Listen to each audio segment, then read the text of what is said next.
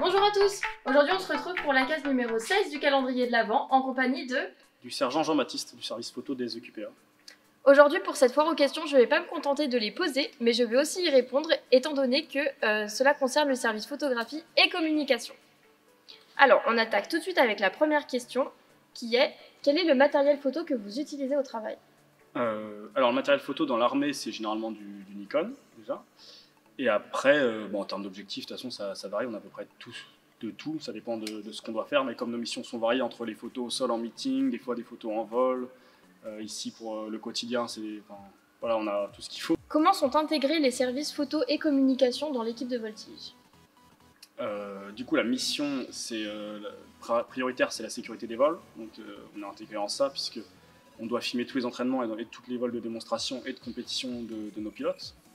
Donc, on a intégré là-dedans. Et en plus de ça, comme les EQPA, c'est les ambassadeurs, on est présent sur les réseaux sociaux et donc on a besoin de services photo pour communiquer.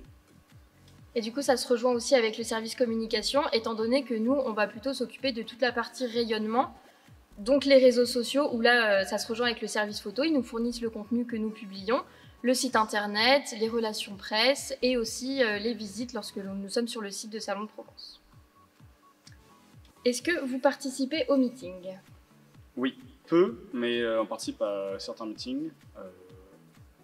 Par exemple, cette année, on était à Ferté-Alais, l'Alpe d'Huez, Agde, enfin, on en fait plein.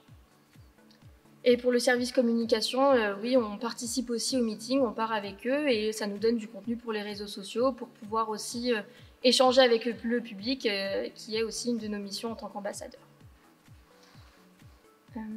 Comment devenir membre de l'équipe de Voltige? Le recrutement se fait sur prospection, c'est-à-dire qu'il y a une annonce en soi qui est faite au sein des armées, donc le jet militaire, au sein des armées pour un poste, par exemple de mécanicien, de photographe ou autre. Et après, on répond à la prospection, il y a des entretiens, et après les gens sont mis dans un vivier, puis s'il y a besoin, on pioche dans le vivier. Et après, on intègre les équipes. Et quelle est votre première affectation? Et évidemment, ça ne répond pas. Ça va en contradiction avec la question d'avant, puisque moi j'ai eu la chance que ça tombe à ma sortie d'école, donc du coup, moi c'est ma première affectation, c'est ici, aux EQPA. Ouais. Bien, pour moi aussi, c'est ma première affectation, étant donné que je suis volontaire aspirant. C'est un contrat d'1 an qui permet aux jeunes de découvrir l'armée pour des contrats courts avant de s'engager pour devenir officier sous contrat. J'ai donc répondu à une prospection externe, j'ai répondu à un appel d'offres. J'ai passé mes sélections à Lyon pour l'armée et ensuite j'ai effectué mes classes à Salon de Provence avant de rejoindre directement l'unité. Est-ce que vous avez effectué des études dans le civil pour la photographie ou est-ce que toute votre formation a été effectuée dans l'armée? Moi j'ai déjà un bac+3 en audiovisuel avant. Moi j'étais surtout en vidéo parce que j'ai un BTS audiovisuel en montage et j'ai une licence technique et activité de l'image et du son option vidéo numérique. Un long mot pour dire du journalisme audiovisuel.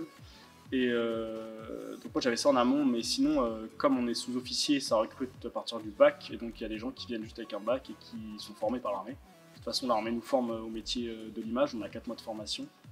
Donc l'armée nous forme à notre métier de toute façon. Mais ça aide. Ça aide évidemment d'avoir déjà des bases dans le civil. D'accord, donc ça va jouer pour les sélections le fait d'avoir déjà une solide formation civile dans la ça photo. joue un peu, ouais. Donc là, c'est une question pour moi. On me demande quelles sont mes missions et mon parcours avant d'intégrer l'armée. Donc mes missions au sein de l'équipe de Voltige, j'en ai déjà un petit peu parlé tout à l'heure, c'est m'occuper du rayonnement. Plus tard, lorsque je serai un petit peu plus à l'aise, m'occuper des visites et gérer aussi tout ce qui est site internet, relations presse, tous les événements qu'il pourrait y avoir. Et mon parcours avant de m'engager, j'ai effectué une licence de psychologie et ensuite un master de communication. Et c'est à la fin de mon master que j'ai postulé pour l'armée. Est-ce que vous auriez quelques astuces pour prendre des belles photos en vol? L'astuce numéro 1, c'est de faire un très bon briefing. Parce que les photos en vol, souvent... après, des fois, ça se déclenche comme ça, mais souvent, on sait qu'on va d'un point A à un point B. Enfin, c'est soit sur un transit ou même si on va sur un spot particulier pour prendre la photo. Le tout, c'est de bien briefer, on repère devant quel endroit on veut prendre la photo, quelle figure on veut que le pilote fasse, enfin, comment ils mettent les avions, s'il y a plusieurs avions, comment ils se placent. Je sais pas, s'il y a ça à gérer, avoir déjà prévu le temps, etc. Enfin, du coup, un vrai briefing, quoi. Et puis avoir mis au point surtout les signes entre l'avion, enfin, l'appareil dans lequel on est pour faire les photos et l'appareil du coup qui est pris en photo. C'est par exemple mon premier vol à Solenzara où il y avait les 3 Extra 330.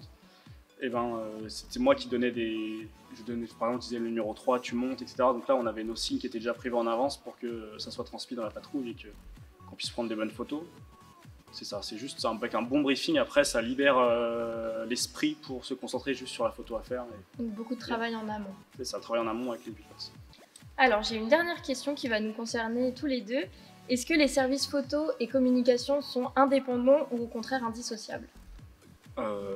La photo, on est indépendant de vous pour la sécurité des vols, puisque là c'est plutôt avec les pilotes qu'on est.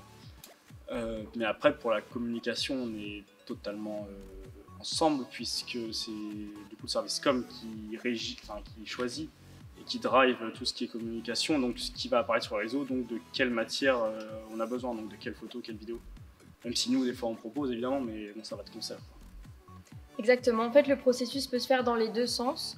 Donc soit la communication a une idée ou une campagne en tête, quelque chose à effectuer, et à ce moment-là, on va voir le service photo, on en discute ensemble, on voit ce qui est possible de faire, et ils nous fournissent toujours le contenu.